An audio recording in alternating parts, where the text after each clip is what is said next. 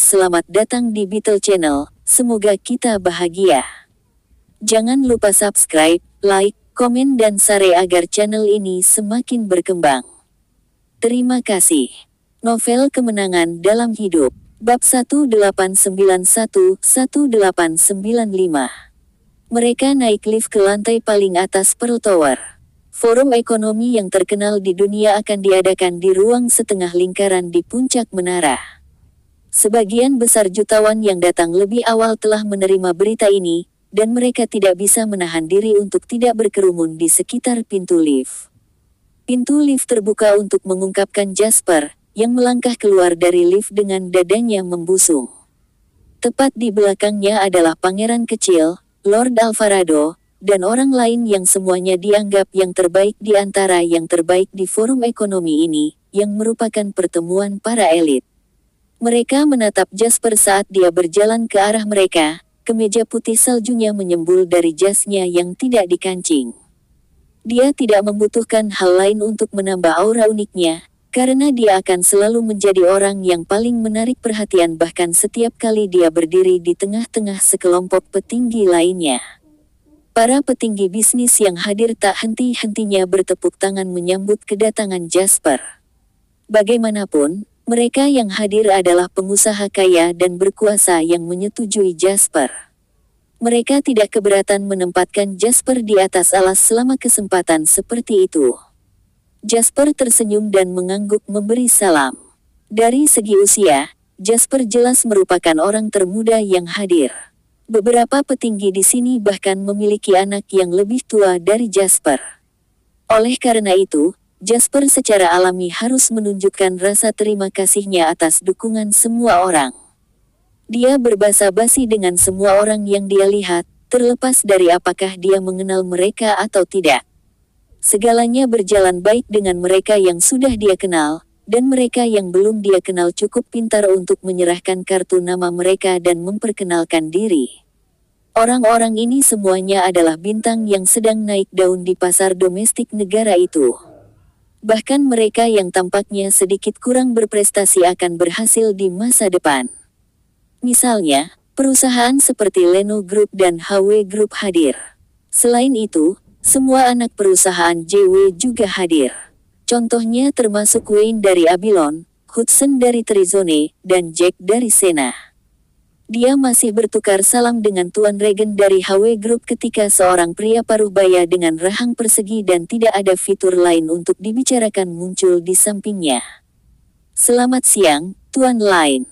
Saya Gideon Sachs, pemilik perusahaan real estate Grand Hyatt.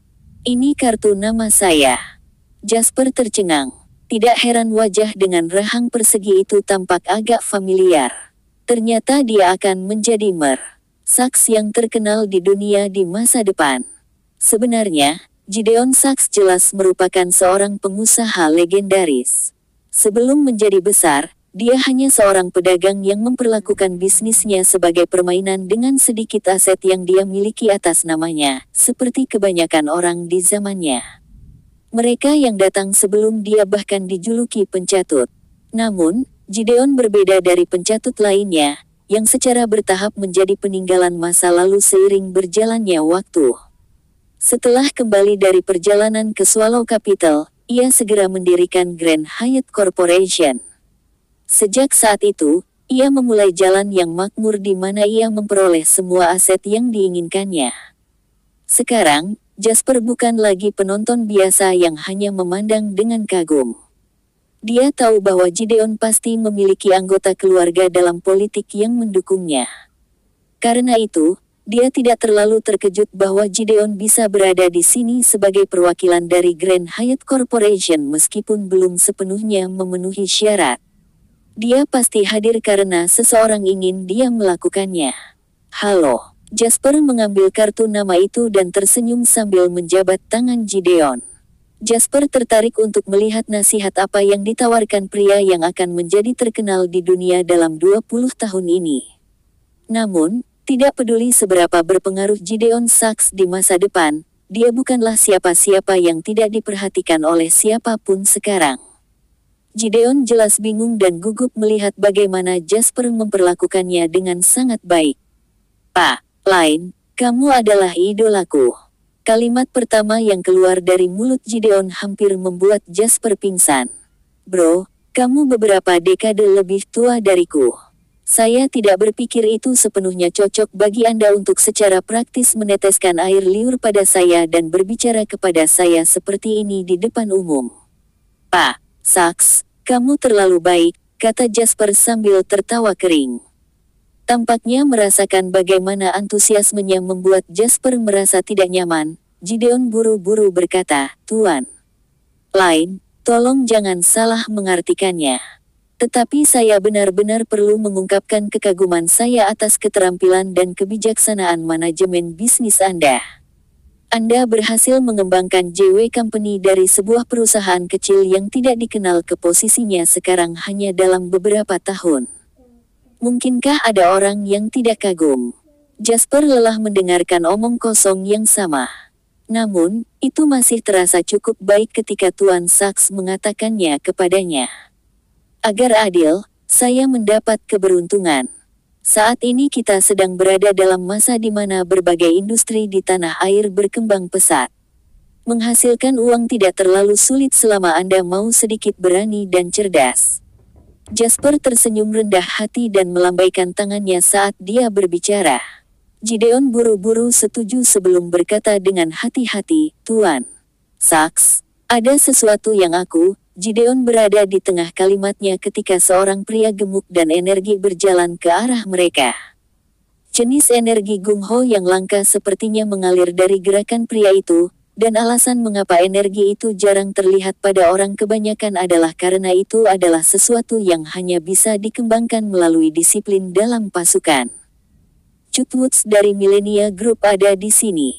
Millenia Group didirikan pada tahun 1988 ketika Jude adalah bos dengan beberapa miliar dolar atas namanya. Gideon tidak bisa bersaing dengan Woods, baik dalam status maupun uang. Jadi, ketika Gideon melihat Jude, dia segera menahan lidahnya. Dia cukup pintar untuk minggir, tapi masih menatap Jude dengan tatapan sedikit marah. Namun, Jude tidak menyadari tindakan dramatis sedang terjadi dalam pikiran Gideon saat dia berjalan ke arah Jasper dan dengan sopan menyerahkan kartu namanya. Dia baru saja akan memperkenalkan dirinya ketika Jasper tersenyum dan berkata, "Aku mengenalmu.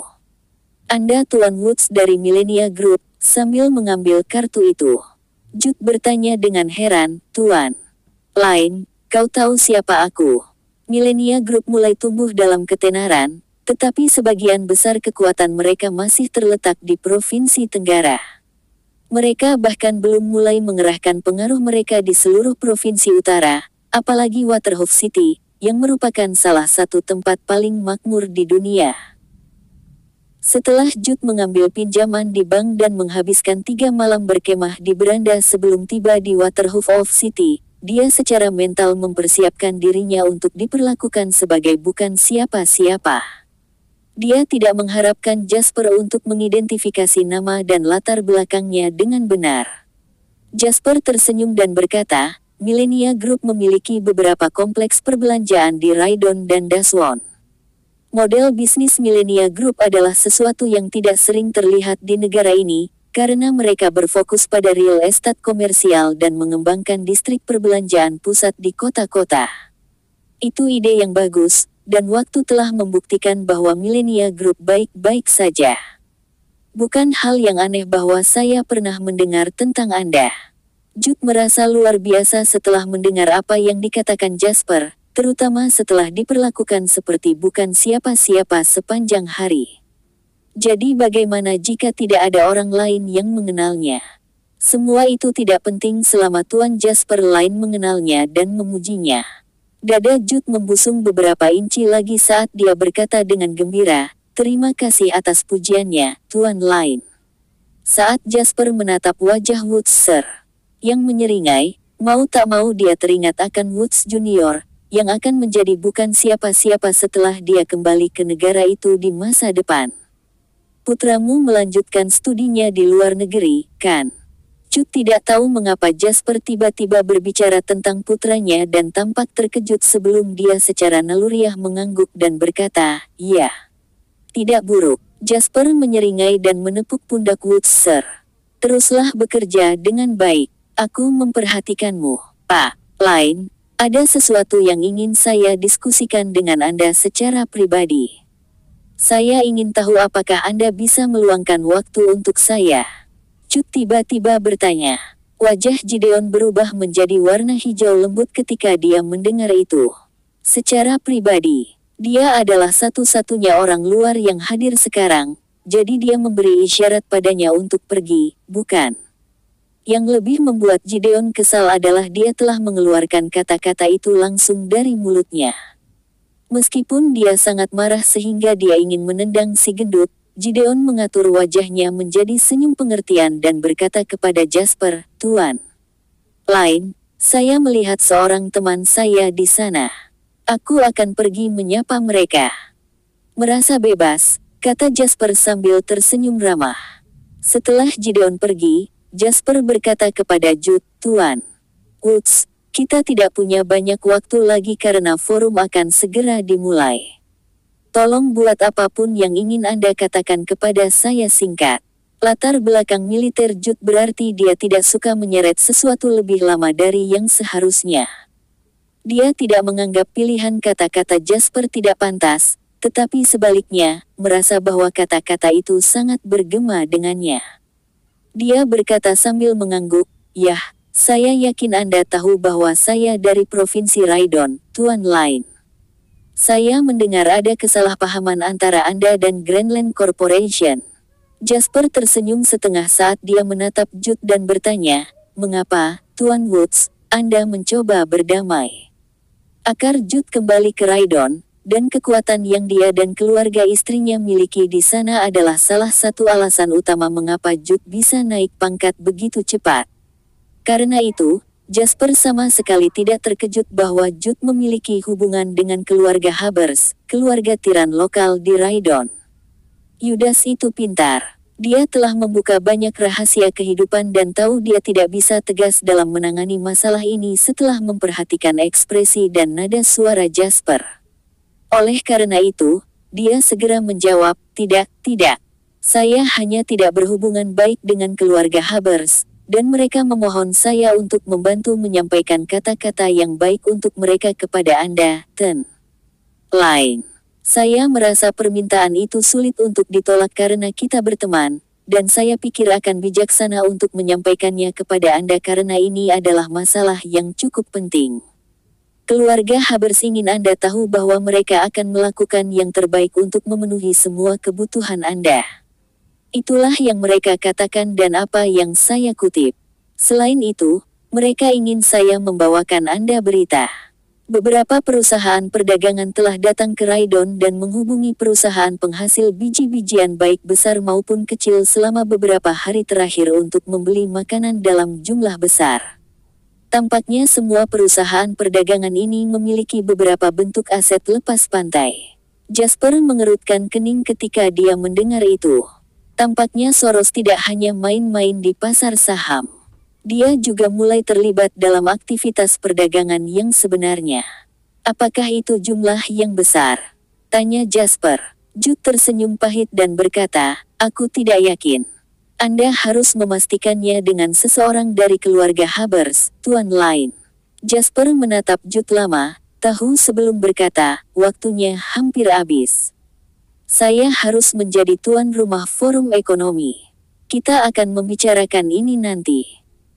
Jude jelas masih memiliki banyak hal untuk dikatakan, tetapi dia memaksa dirinya untuk berhenti berbicara ketika dia mendengar apa yang dikatakan Jasper.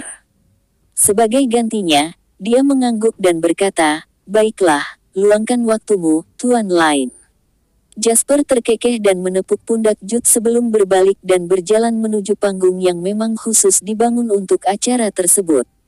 Jelas bahwa si pirang ini tidak tahu pepatah yang populer di kalangan generasi tua keturunan Somer, "Jangan menggosok garam ke luka seseorang."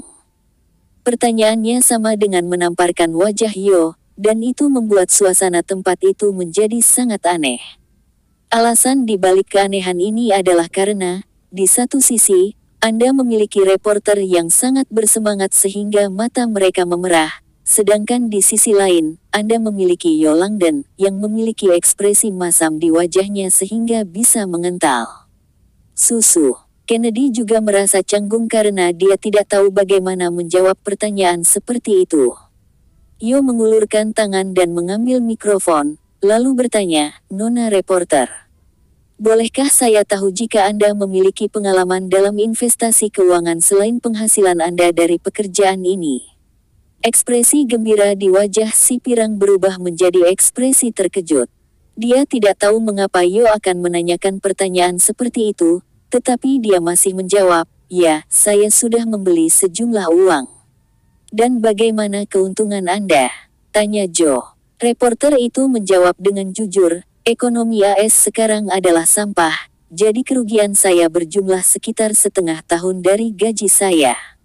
Pernyataan itu sangat menggema di hati sebagian besar wartawan Amerika yang hadir. Sebagai salah satu negara paling maju di dunia, Amerika Serikat memiliki cakupan investasi keuangan yang luas. Sebagian besar keluarga juga akan bekerja dengan perusahaan pengelola dana untuk menginvestasikan dana mereka. Ketika seseorang melihat ekonomi Amerika Serikat, tidak mungkin ada skenario di mana mereka tidak menderita kerugian apapun. Oleh karena itu, si pirang bisa menganggap dirinya beruntung karena dia hanya kehilangan setengah tahun dari gajinya. Baik sekali. Saya punya satu pertanyaan terakhir untuk Anda. Apakah teman-teman Anda akan memutuskan hubungan dengan Anda karena Anda telah kehilangan gaji Anda selama setengah tahun? Semua orang terdiam ketika mereka mendengar apa yang dikatakan Yo. Perasaan dendam juga mulai membasuh mereka. Menurut Anda, beberapa ratus miliar dolar AS setara dengan gaji kita selama setengah tahun. Astaga, jelas. Yo tidak peduli dengan apa yang para wartawan pikirkan tentang hal itu sambil terus berkata, "Adalah normal untuk mendapatkan untung dan rugi dalam perjalanan investasi Anda. Von Group telah berkembang dengan sangat cepat sehingga perlu diberi pelajaran dan menenangkannya. Saya tidak berpikir kerugian ini adalah hal yang sepenuhnya buruk, karena telah mendorong semua orang di Von Group, termasuk saya sendiri, untuk merenungkan strategi investasi bisnis kami dan menemukan area bermasalah di dalam diri kami sendiri. Syukurlah, saya telah menemukan bagian yang sakit dan sedang berusaha untuk menyingkirkannya." Kepemilikan silang dengan Grup Harapan dan Grup Atticus ini juga merupakan bagian dari rencana saya dalam mengeksplorasi lebih banyak opsi yang memungkinkan saya menjalankan Von Group dengan lebih efektif. Ada alasan mengapa Yo berhasil mendirikan Von Group dan mengembangkannya hingga saat ini. Dapat dikatakan bahwa Yo Langdon berada di antara bintang-bintang paling terang di antara para penguasa bisnis Harbor City.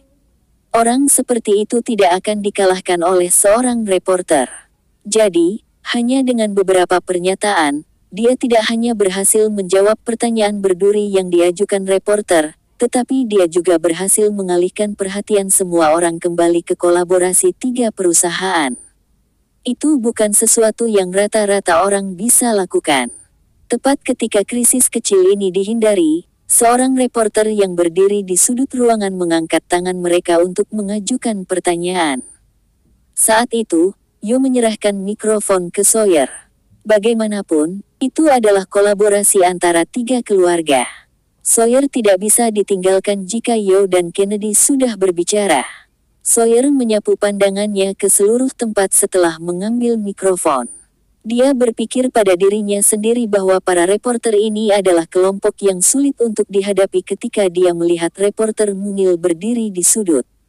Dia bisa tahu reporter itu dari Sunrise Land berdasarkan ketinggian saja.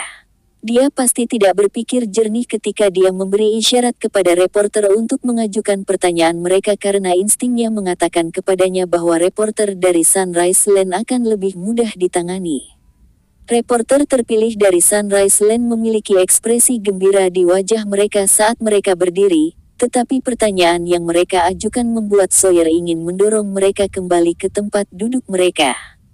"Maaf, tapi kalian bertiga telah meminta Jasper Lynn mengajarimu pelajaran. Sekarang, mayoritas kelompok bisnis Harbor City mendukung Jasper Line, sementara kalian bertiga adalah satu-satunya yang memiliki dendam padanya. Bolehkah saya tahu jika kolaborasi ini hanya untuk membuat Jasper marah? Sudut mulut Sawyer berkedut. Itu adalah aturan tidak tertulis bahwa ada hal-hal yang seseorang tidak bisa diskusikan secara publik meskipun itu adalah pengetahuan publik, karena membawanya ke tempat terbuka akan membuat semua orang dalam posisi yang canggung. Namun, si idiot ini memutuskan untuk menyebutkannya sekarang, dan Sawyer tidak punya pilihan selain menanggapi. Sawyer menarik napas dalam-dalam dan mengatur wajahnya menjadi ekspresi kayu sebelum berkata, kolaborasi kami adalah agar kami semua dapat melakukan perbaikan pada diri kami sendiri. Kami tidak berniat meludahi siapapun.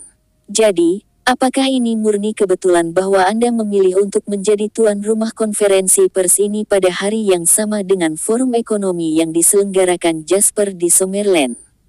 Reporter dari Sunrise Land langsung melanjutkan pertanyaannya. Cek. Sawyer menarik napas dalam-dalam dan memberi tatapan peringatan kepada reporter itu. Dasar cebol kecil, sebaiknya kau percaya bahwa aku akan mencari tahu di perusahaan mana kau bekerja dan menyebabkan mereka bangkrut jika kau tidak memperhatikan apa yang kau katakan. Namun, reporter ini sepertinya tidak membaca ekspresi wajah Sawyer dengan akurat. Mereka tidak hanya tampak tidak takut, tetapi mereka bahkan menatap Sawyer dengan penuh harap sambil menunggu jawaban. Saat semua orang menatapnya, Sawyer tidak punya pilihan selain menggertakkan giginya dan berkata, itu kebetulan. Para reporter bergeming. Tentu saja, tidak ada yang percaya jawaban asal-asalan ini. Reporter dari Sunrise Land jelas tidak puas. Mereka akan mengajukan lebih banyak pertanyaan, tetapi Sawyer berhasil berbicara sebelum mereka melakukannya. Baiklah, setiap reporter hanya diperbolehkan mengajukan 2 pertanyaan. Sekarang, mari kita sambut Tuan Yo Langdon dalam mengumumkan resolusi yang dicapai oleh ketiga perusahaan itu. Sawyer segera mengarahkan mikrofon ke Yo begitu dia selesai berbicara. Adapun Yo, sudut mulutnya berkedut. Dia menatap Sawyer dengan tatapan maut. Anda baru saja mengatakan bahwa Anda belum membuat rencana apapun terhadap Jasper Line, tetapi sekarang Anda ingin saya mengumumkan resolusi yang telah kita capai. Bukankah Anda menembak diri sendiri di kaki? Ketertarikan para reporter terguncang oleh resolusi yang akan diumumkan Yo ini, dan mereka semua menatapnya dengan penuh harap dan penuh semangat. Sekitar 10 kursi ditempatkan di atas panggung. Secara alami, hanya orang-orang paling penting yang berhak duduk di kursi itu. Bahkan Woods, yang akan menjadi orang terkaya di negara itu di masa depan, tidak memiliki hak untuk melakukannya sekarang. Mereka yang diizinkan duduk di sana adalah pengusaha paling kuat di negara ini. Misalnya, hanya presiden perusahaan besar dan mapan seperti Fast Mountain Capital dan Leno Group yang memiliki kursi di sini. Podium yang ditempatkan di tengah panggung adalah tempat Jasper akan membuat pidato pembukaannya. Begitu Jasper naik ke atas panggung, semua presiden, apakah mereka duduk di atas panggung dan mengadakan percakapan atau duduk di antara penonton dan berbasa-basi, segera menghentikan apa yang mereka lakukan dan menatap Jasper dengan saksama. Jasper, yang mengenakan pakaian formal, menjadi pusat perhatian penonton. Saat itulah orang-orang menyadari bahwa pada titik tertentu, pemuda yang tidak masuk akal ini telah terbiasa menjadi pusat perhatian semua orang sekaligus penerima kekaguman mereka. Para pembicara memperkuat dan menyiarkan batuk ringan Jasper ke seluruh tempat. Tuan-tuan, saya telah memimpin dalam menyelenggarakan forum bisnis dan ekonomi Summerland pertama, tetapi itu tidak akan mungkin terjadi tanpa dukungan dari 89 peserta serta dukungan dari pemerintah. Sebelum saya secara resmi menyatakan dimulainya forum ini, saya ingin mengucapkan terima kasih kepada semua orang atas kehadirannya dan terima kasih telah meluangkan waktu selama periode penting ini untuk berkumpul bersama dan berdiskusi yang bermanfaat. Awal pidato Jasper disambut dengan tepuk tangan meriah. Semua orang di sini memiliki status sosial yang tinggi, jadi tentu saja tidak ada teriakan persetujuan yang keras. Namun, itu tidak menghentikan mereka untuk bertepuk tangan dengan keras. Jasper mengangkat tangannya dan memberi isyarat agar mereka berhenti, dan semua orang dengan cepat mematuhinya. Ketika dia menatap wajah-wajah penonton, Jasper mengenali beberapa pengusaha yang akan menjadi besar di masa depan, dan dia juga melihat beberapa wajah yang tidak bisa dia kenali. Meskipun begitu, Jasper tahu bahwa jika mereka ada di sini pada saat ini, mereka adalah kekuatan yang harus diperhitungkan. Dan kekuatan ini akan meledak dengan kekuatan yang mengejutkan. Mereka yang pernah berbicara dengan saya di masa lalu tahu saya tidak suka terkubur di bawah tumpukan dokumen, tenggelam dalam lautan rapat, atau pidato pembukaan yang panjang lebar. Jadi, saya akan cepat. Karena ini adalah forum ekonomi, izinkan saya untuk mengangkat topik diskusi yang memungkinkan semua orang untuk berpikir di luar kotak dan memilih otak masing-masing saat kami bekerja sama untuk menyelesaikan masalah yang kami hadapi. Jasper memotong langsung ke pengejaran dan mengalihkan pembicaraan ke masalah inti. Kami hanya akan membahas satu pertanyaan di forum ekonomi ini. Bagaimana modal swasta akan menanggapi modal asing yang menginjak-injak dan menjarah ekonomi Summerland? Masalah ini menyangkut perkembangan semua industri kita. Tidak masalah jika Anda menjalankan bisnis online atau fisik. Juga tidak masalah jika Anda menjual produk mandi atau alat berat. Ekonomi negara berfungsi sebagai platform yang diandalkan semua orang untuk pembangunan. Jika kita membiarkan orang lain menghancurkan platform ini, kita semua akan kehilangan sumber pendapatan kita.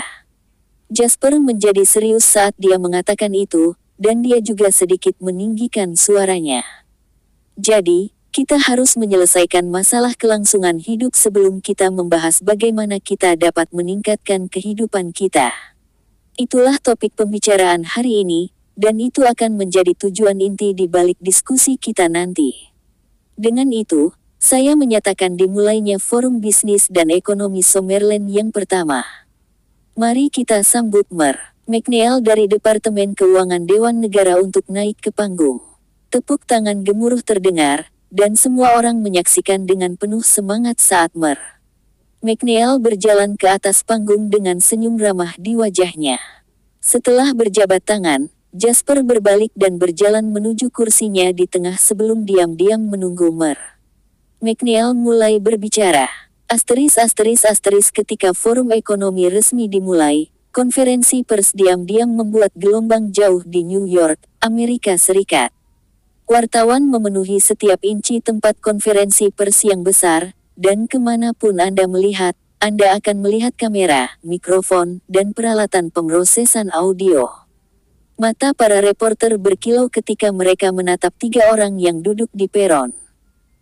3 kursi ini mewakili 3 perusahaan yang berbeda. Yo Langdon dari Von Group, Kennedy Langdon dari Hope Group, dan Sawyer Atticus dari Atticus Group. Ketiga kelompok ini adalah kelompok paling terkenal yang dimiliki oleh orang-orang keturunan Sumer secara global. Meskipun Von Group telah menjadi bagian dari berbagai lelucon setelah bergabung dan mengakuisisi awam, itu tidak menghentikan perusahaan untuk mengalami pertumbuhan ketenaran yang eksponensial. Semua orang tahu bahwa lelaki tua berkacamata ini, yang terlihat lembut dan jinak ketika tersenyum, dapat menghabiskan beberapa ratus miliar dolar AS untuk membeli bank yang bangkrut bahkan tanpa mengedipkan mata. Pak, separuh Harbor Langdon. Apakah kepemilikan silang di antara ketiga kelompok itu berarti Anda dapat bergabung untuk membentuk satu mega korporasi? Seorang reporter Malaysian bertanya dengan penuh semangat. Yo tersenyum sambil menggelengkan kepalanya dan menjawab, tidak. Meskipun perusahaan kami mengambil bagian dalam kepemilikan silang, kami akan melakukan operasi dan audit secara independen tanpa terlibat dalam kegiatan manajerial perusahaan lain. Apalagi kita hanya akan memiliki kepemilikan silang atas saham dividen. Kami tidak berhak untuk bergabung dengan perusahaan sebagai bagian dari dewan direksi mereka. Kami juga tidak berhak untuk membuat keputusan atau memberikan suara kami. Jadi, ini hanyalah kolaborasi mendalam dari sudut pandang keuangan dan ekonomi. Kami tidak memiliki rencana untuk menggabungkan perusahaan kami. Dia baru saja selesai berbicara ketika orang lain mengajukan pertanyaan lanjutan. Pak Kennedy Langdon Danton, Sawyer Atticus. Dari apa yang kami ketahui, Von Group menderita kerugian beberapa ratus miliar dolar setelah Tuan Yo Langdon bergabung dan mengakuisisi bank investasi awam. Apakah kamu tidak takut terseret ke dalam kekacauan itu dengan berkolaborasi dengannya sekarang? Berbunyi, semua wartawan yang hadir menatap rekan mereka dengan hormat ketika mereka mendengar pertanyaan itu. Ketiga orang ini semuanya adalah petinggi di Harbor City, dan reporter Harbor City tidak akan pernah berani mengajukan pertanyaan seperti itu. Jadi, satu-satunya orang yang berani mengajukan pertanyaan seperti itu adalah reporter keuangan Amerika yang bekerja untuk perusahaan lokal. Yo melirik wanita berambut pirang itu. Biasanya, dia mungkin telah melihat lebih jauh pada sosok wanita cantik yang memikat itu, tetapi sekarang, dia tidak tertarik dengan itu. Sekarang, bahkan Yo merasa semuanya menjadi canggung. Namun, dia berhasil meredakan sedikit kecanggungan itu dalam waktu yang dibutuhkan untuk mengambil beberapa napas. Yo merasa seperti menggambar kepala babi di kartu nama Sawyer saat dia mengumpulkan pikirannya dan berkata perlahan, kami bertiga telah sampai pada beberapa kesimpulan setelah berbagai konsultasi dan riset pasar yang ketat. Pertama, atas dasar kepercayaan dalam kolaborasi, kami telah membentuk aliansi defensif dan ofensif. Berdasarkan situasi keuangan Summerland saat ini, kami bertiga telah memutuskan untuk menghentikan semua investasi di Summerland dan menghentikan sementara pekerjaan pada kontrak yang telah kami tanda tangani, termasuk, namun tidak terbatas pada, pasokan karet, pasokan bahan perangkat elektronik, dan dukungan keuangan untuk berbagi keterampilan teknologi. Kedua, kami akan menghentikan semua kolaborasi saat ini yang memiliki hubungan dengan perusahaan JW. Jika salah satu kolaborator kami juga bekerja sama dengan JW Company, mereka harus menyelesaikan kolaborasi mereka dalam tanggal yang telah ditentukan, atau kami akan menghentikan kerja sama kami dengan perusahaan tersebut. Ketiga, mengingat penurunan ekonomi saat ini di Amerika Serikat, dan fakta bahwa kami bertiga memandang Amerika Serikat sebagai negara paling kuat di dunia dan memiliki banyak kepercayaan pada masa depan ekonominya, kami akan menginvestasikan sejumlah uang. Total 500 miliar dolar AS di pasar Amerika. Kami juga akan menggunakan 100 miliar dolar dari total itu untuk membantu membayar utang negara. Kehebohan muncul di venue setelah Yo membuat 3 pengumuman itu. Itu hampir bisa digambarkan seolah-olah sebuah bom telah meledak. Wartawan keturunan Somer yang hadir menjadi merah di wajah karena marah. Sedangkan wartawan lokal memiliki ekspresi senang di wajah mereka. Adapun orang-orang dari negara lain, kebanyakan dari mereka memiliki ekspresi gembira di wajah mereka karena mereka tampak senang dengan apa yang baru saja terjadi. Siapapun yang memiliki sedikit pun otak dan kecerdasan akan memahami 2 pesan yang mereka coba kirimkan melalui 3 pengumuman itu. Pertama, Von Group, Hope Group, dan Atticus Group telah benar-benar mengkhianati Summerland. Kedua, mereka telah berpaling ke Amerika Serikat segera setelah mengkhianati Summerland. Mereka tidak hanya menginvestasikan 500 miliar dolar AS, tetapi mereka juga telah membayar utang negara senilai 100 miliar dolar AS untuk menunjukkan kesetiaan mereka. Itu akan menjadi masalah besar bahkan pada hari biasa. Apalagi sekarang, ketika seluruh dunia tahu bahwa Amerika Serikat dan Summerland menggunakan kekuatan modal swasta negara mereka untuk berperang ekonomi. Ketiga perusahaan ini telah menginvestasikan uang yang mereka peroleh di Summerland di Amerika Serikat. Itu setara dengan mereka memberikan amunisi kepada musuh sambil juga menikam dari belakang orang-orang mereka. Ketika kedua hal ini berdiri berdampingan, isu 3 perusahaan yang bekerja sama untuk melawan JW Company tampak jauh lebih tidak menarik. Yo Langdon, tindakan Anda adalah contoh buku teks untuk melupakan akar Anda. Di tengah kekacauan, suara seorang pria terdengar di atas yang lain saat dia berdiri dari tempat duduknya di antara para reporter, menunjuk Yo, dan berteriak di Somerish, wajahnya menjadi merah padam saat dia melakukannya. Sebagian besar orang asing tidak tahu apa yang dia katakan, tetapi mereka tahu itu bukan sesuatu yang baik ketika mereka melihat ekspresi wajahnya dan mendengarkan nada suaranya. Yo sepertinya sudah menduga ini akan terjadi, dan dia dengan tenang menatap kartu pers yang tergeletak di dada reporter itu. Hugo Cena, reporter Shenzhen Daily. Ada kesenjangan besar di antara mereka berdua, baik dari segi status sosial dan kekayaan, sehingga Yo tidak bisa diganggu untuk memperhatikannya. Yang dia butuhkan hanyalah memberinya pandangan sebelum penjaga keamanan segera muncul untuk menyeret reporter itu pergi. Hugo berusaha melepaskan diri dari cengkeraman para penjaga dan sepertinya tidak peduli dengan konsekuensinya saat dia meraung, "Aku akan menjelaskan apa yang kamu katakan dan lakukan dengan sangat rinci sehingga semua orang tahu bagaimana penampilan seorang pengkhianat modern. Anda telah mengkhianati negara Anda. Lihatlah dirimu sekarang. Apakah Anda pikir Anda bisa menyebut diri Anda orang keturunan Sumer? Tak bisa dimungkiri, wartawan punya cara dengan kata-kata. Dia tidak mengucapkan sepatah kata pun kutukan selama seluruh omongannya, tapi itu cukup untuk menyebabkan ekspresi jelek muncul di wajah Yo, Sawyer, dan Kennedy. Mereka merasa seolah-olah mereka telah menelan seekor lalat. Mereka tidak bisa meludahkannya atau menelannya, dan rasanya sangat tidak nyaman. Seret dia keluar. Sawyer akhirnya meraung, tidak tahan lagi. Kedua pengawal itu buru-buru meraih salah satu lengan Hugo dan menyeretnya keluar dari ruangan. Lengan dan kaki kurus Hugo bukanlah tandingan kedua penjaga yang kuat dan berotot ini. Saat dia berjuang, dia berteriak, "Kami semua adalah orang-orang keturunan Sumer. Beberapa dari kami menumpahkan darah dan mempertaruhkan nyawa untuk membela martabat bangsa, tetapi kalian bertiga rela mengkhianati negara dan rakyatnya demi keuntungan kalian. Tunggu saja, orang-orang sepertimu tidak akan pernah berakhir dengan baik dalam jangka panjang." Sawyer memiliki ekspresi jelek dan bengkok di wajahnya saat dia mendengus dingin dan berkata, "Kamu bisa menghabiskan seluruh hidupmu untuk bekerja, dan kamu masih tidak akan memiliki uang sebanyak yang kami miliki di dompet kami sekarang. Tidak ada akhir yang baik. Apa hakmu untuk mengatakan kita tidak akan berakhir dengan baik? Bangkrut **start. Wartawan yang tersisa menjadi lebih bersemangat ketika mereka mendengar Sawyer mengutuk. Mereka tahu bahwa mereka telah mendapat perhatian besar kali ini.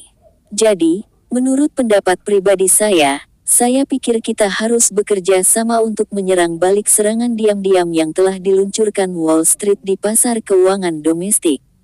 Namun kerjasama ini akan berbeda dengan visi JW Foundation.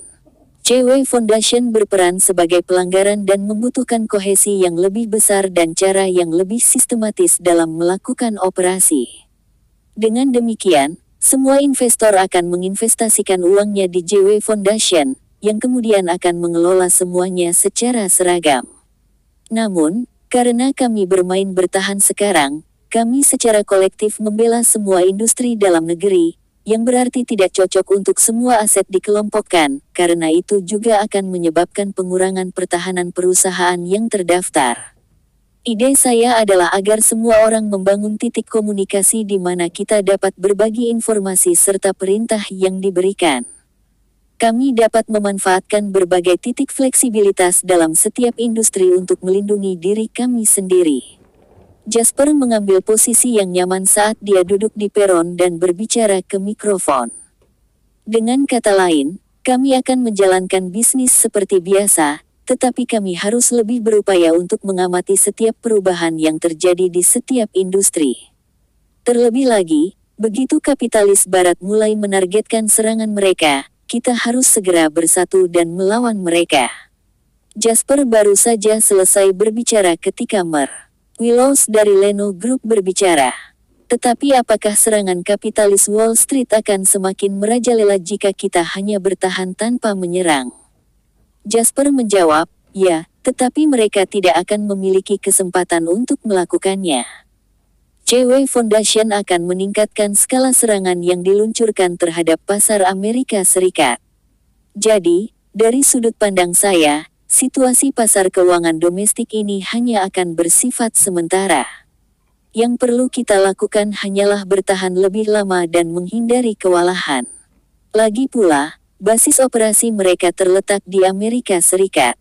Bersambung, terima kasih telah menyaksikan dan mendukung channel ini.